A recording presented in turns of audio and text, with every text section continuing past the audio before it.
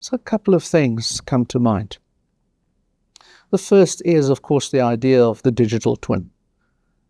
So the traditional university and its digital twin, its online proposition. I think that's probably the first urgent issue on the table. But there is probably inside there such as the idea of us working hard on getting the basics right. In the traditional, let's step up our game, so to speak, as we begin to germinate the idea, catalyze the idea, and scale up over the next decade the idea of online learning. There is a second issue that should preoccupy us, and that is to achieve a far better connection between teaching and learning on the one hand and the labor market on the other hand. I'm, of course, one of those who was a traditionalist and have kind of jealously guarded the space of the university, unlike the space of the technical vocational college. The space of the university is space, especially undergraduate programming, of formative learning. And we know already how that formative learning has become far too specialized in the last 3 or 4 decades.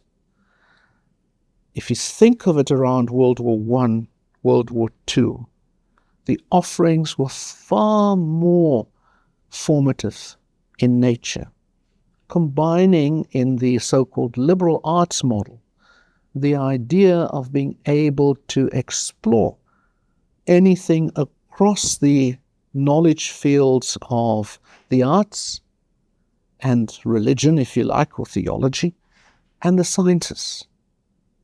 In the 50 years, 60 years or so since, we've seen that narrowing to becoming far more profession-oriented.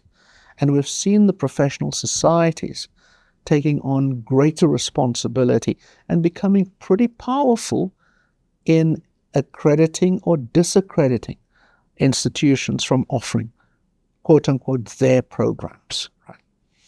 That's a conversation for another day. The issue for me, I think, for now is how do we, as we jealously guard the idea of formative learning, a space for laying the foundations for life beyond undergrad education, for life that is lifelong in its learning and in its growth, if you like, learning that already anticipates that I will go through 3, possibly 4 careers, not jobs, but 3, 4 occupations or careers in my lifetime.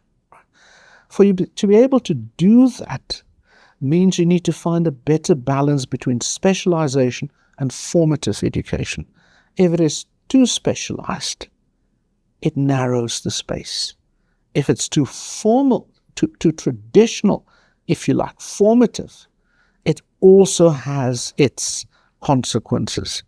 And so the second issue for me is for us to learn from the professions, and the example of medicine always comes to mind, in which we integrate learning with the clinical work, right? From a critical point in the undergrad learning or training period.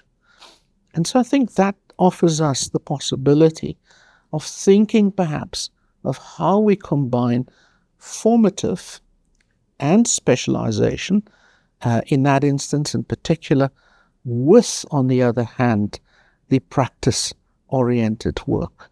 And so if we could just think a little bit more about that dimension, I think we would be doing very well.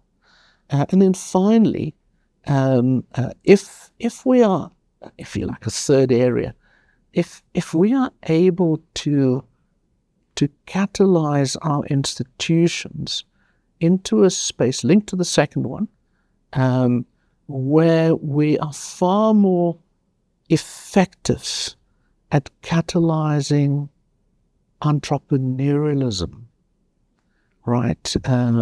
You may want to say at catalyzing innovation and startups, we would do well.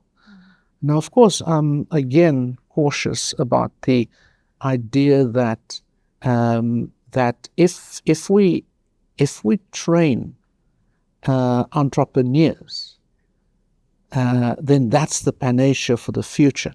I'm careful about that, because out of 1 million graduates, the question is, how many are going to be entrepreneurs?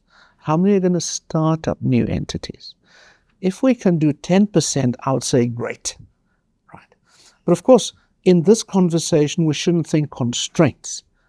We should open the gates, so to speak, and think about having these labs, almost said co-labs, having these labs on our campuses where young people are able to experiment and explore whether they are the kind of people who are going to be our great innovators of the future, or whether they're going to be better in the public and private sectors at stewarding and steering innovation inside there.